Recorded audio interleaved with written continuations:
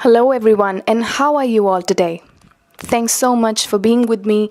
My name is Alene, and this series is brought to you by Sample Assignment, Alene in Australia, for you guys to experience my journey as a student in Australia with me.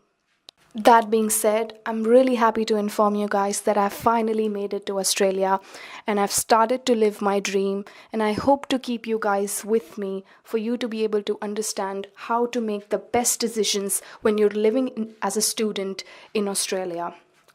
Now, in order to make things clear for you and for you to be able to get the best of the experience, we've decided to branch out this series now so as to not overlap concepts and confuse you guys. By that I mean that there'll be a different series, episodes of which will be released on a different day for you to be able to understand how is it like and what the process of applying to Australian universities is like. And in a different set of episodes, I will specifically be focusing on my life in Australia for you to be able to get a gist of how things are done around here and what to do once you've made it to your university. So, that being said, in this particular episode, we will be continuing from where we left off last time, and I believe we had started a bit about the application process to Australian universities. We did quite a bit of discussion about reaching or deciding upon the set of programs or courses you might be interested in. And for sure, you must have done your research in order to be able to shortlist 4 to 5 universities into which you might be interested to get into, right? So we're hoping that you have that list by now. You've done your research, you've compared the units, you've asked around, and you finally made a list of 5 universities in which you would like to study your course in. Now, it's always a good idea to apply to 3 universities, 2 to 3 universities at once, and get them offer letters from them. And then decide which offer letter would you like to accept and which university is with you'd like to go ahead with. Right, so it's completely fine. But you should have at least 5 universities in mind where you'd like to study your course in. Now that you know about the course you want to study and you know about the universities where your course is being taught, and you also might at this point know the difference in the units which are taught in these courses and how are they different from each other. For example, how is Masters of IT and the units within it different from if you're doing Masters in IT from University A, the units within this course, how is it different from the Masters in IT course in University B? So you have to figure all that out, and you might have an idea about it.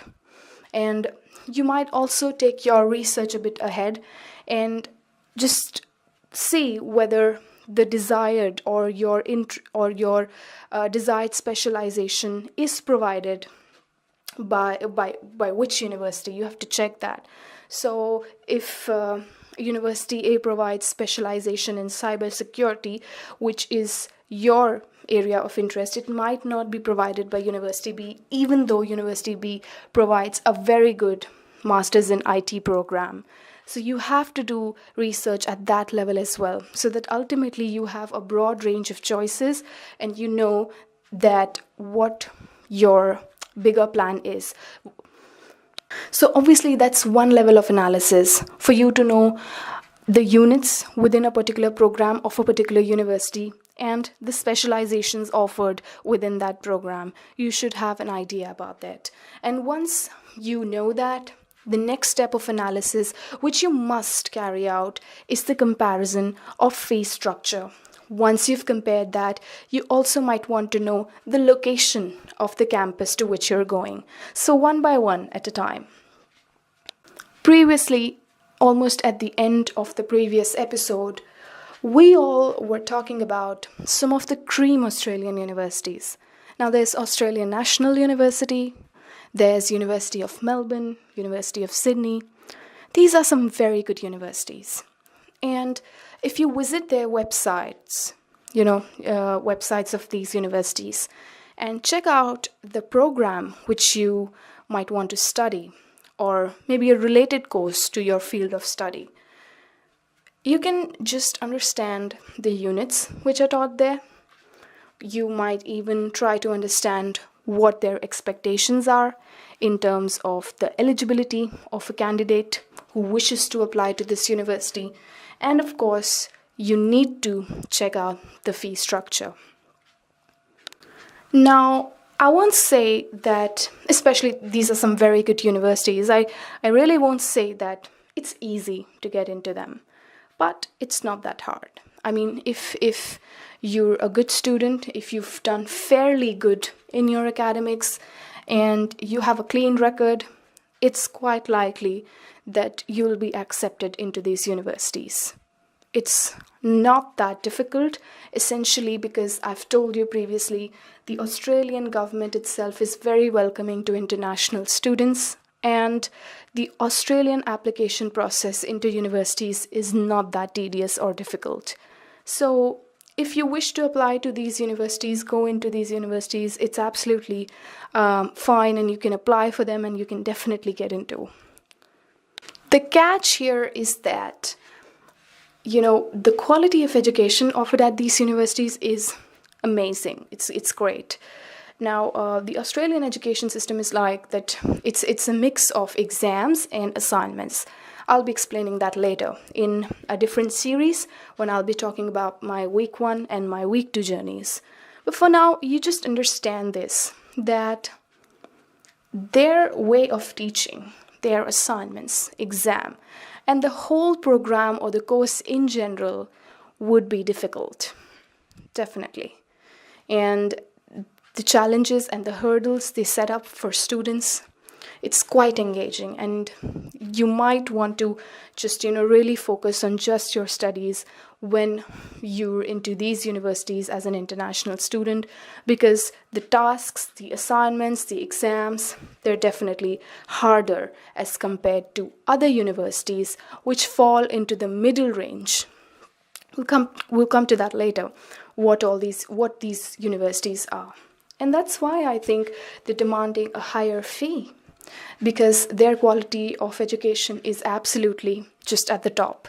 It's great, right?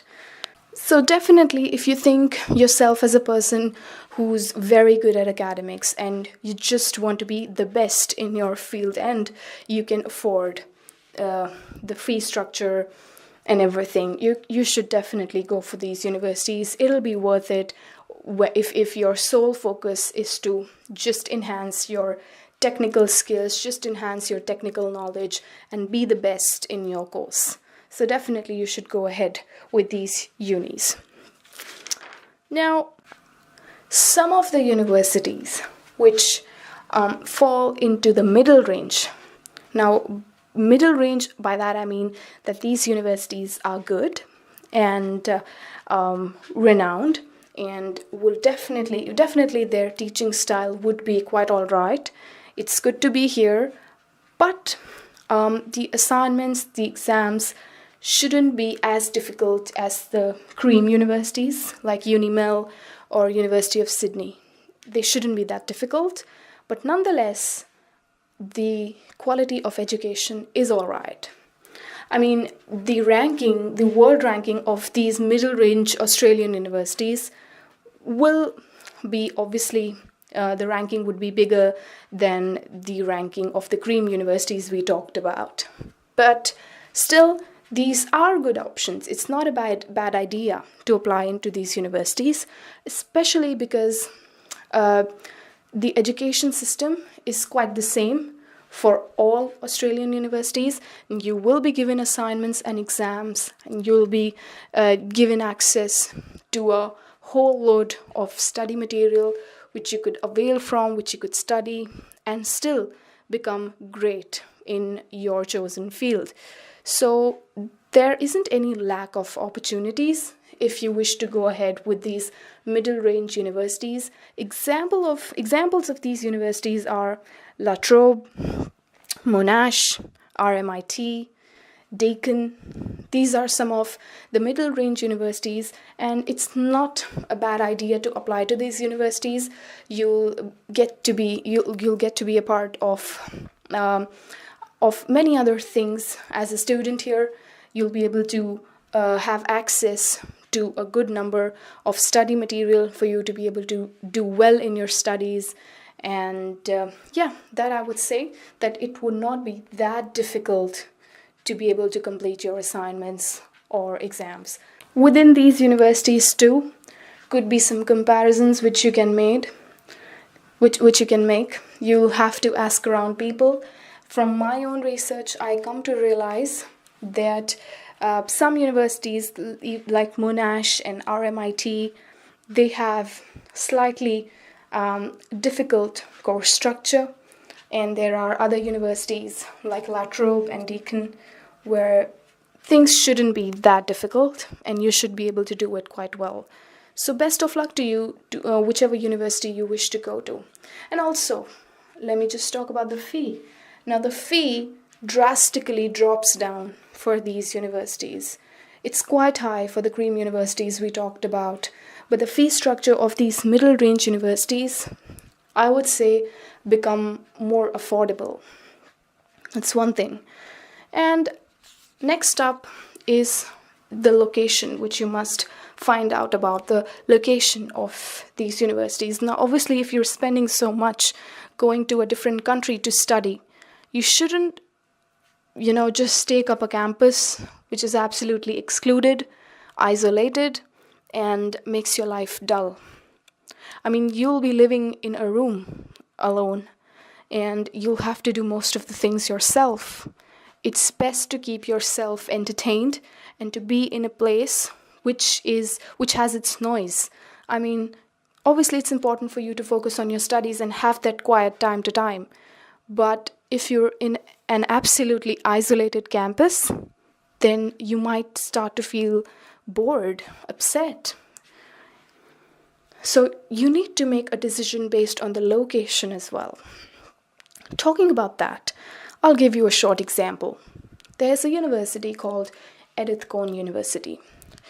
Great study programs, and you should just visit the website of this university. It's called ECU, Edith Cowan University, and just check out the courses present there.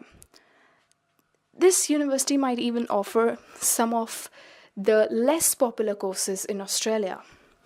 Example being Masters in Bioinformatics. Now, you'll find Master of Bioinformatics in UniMel, but you won't find it in Deakin. You'll find an amalgamated course in Deakin, which is not specifically about bioinformatics. And you might find Masters in Data Science with a specialization in bioinformatics in La Trobe University. I think that this example can clear out many things for you, how you should give time to researching about programs and courses and the specializations offered and the units which are present within, then carrying out a comparison between programs offered at different universities from the same field. I think you'll be getting the gist now, what I'm talking about. So, coming back to this example, ECU can offer some of the less popular courses, but at the same time, you should just check out the campus of ECU. And it's located in Perth. It's on the suburbs, and it can have less population, and you might feel bored there. But then again, the living costs of this location are slightly less as compared to living in some main city like Melbourne or Sydney. So you can think about that too. Not only the living costs, but the fee structure of this university is slightly less as compared to the other universities, even the middle range ones. So you can give this a thought. For that, you must visit the website of ECU, check out the course, and check out the campus, check out the location of the campus, and definitely, I can tell you, you'll get a very good idea. So if you're the kind of person who would just cut down on the costs that will be spent as an international student. And if you're finding a good course in ECU, it's not a bad option. You can definitely go ahead with it. Now that we've spoken about the different types of universities, we've talked quite a lot about the different types of programs that can be offered within the same field of study at different universities. We've also understood quite a lot about the concept related to units. We've understood how it is important for us to know the location of the campus we're going into. It's important to compare the fee structure as well, besides the program structure. So all of these are very important. Let me just, put this information in for you. If in case you have absolutely any queries, for sure you can reach out to Sample Assignment, and I especially will be happy to offer you a personal session as to how we can help you out, how you should make the best decision when it comes to applying to different programs. Definitely the staff at Sample Assignment can help you out, right, and offer you personalized sessions if in case you're confused about something and if you'd like to inquire something. Now, that being said, let me just we're reaching towards the end of this episode. Let me just discuss some bit about the scholarships. Now, all of you must have this query in mind.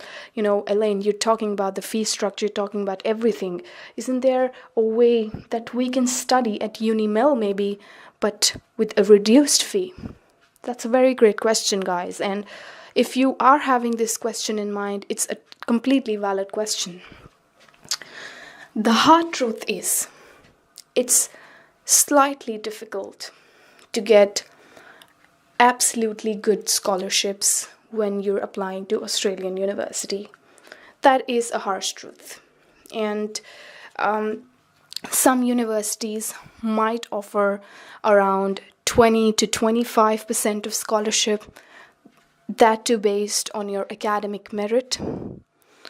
But if we're talking about the cream universities, the ones at the top, let me just start off with them. So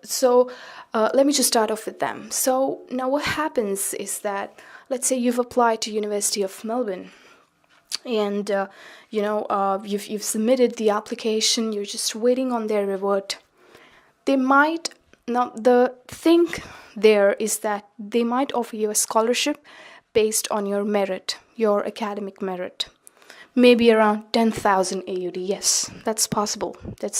That's really, how you've planned out your application and how your agent has helped you, how the documentation you submitted is. We'll definitely talk about the documentation part later, but let's say your application is very great and your academic performance in the past has been great. You can be offered such a scholarship where they've, reduced 10,000 AUD on your fee.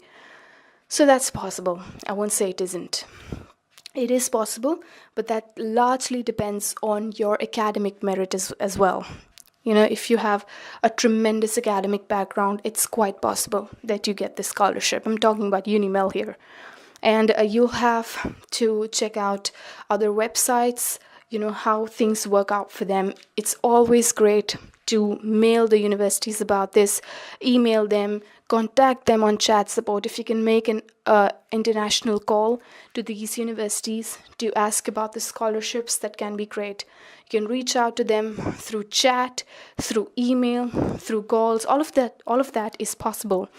You may even reach out to the authorized agents which are present within your country, and maybe they can help you out into understanding the criteria well, and how you can draft your application in a manner so that they can become impressed. And if you're not understanding the part about agents and everything, you don't be worried at all. We will be discussing about that in the next episode for sure.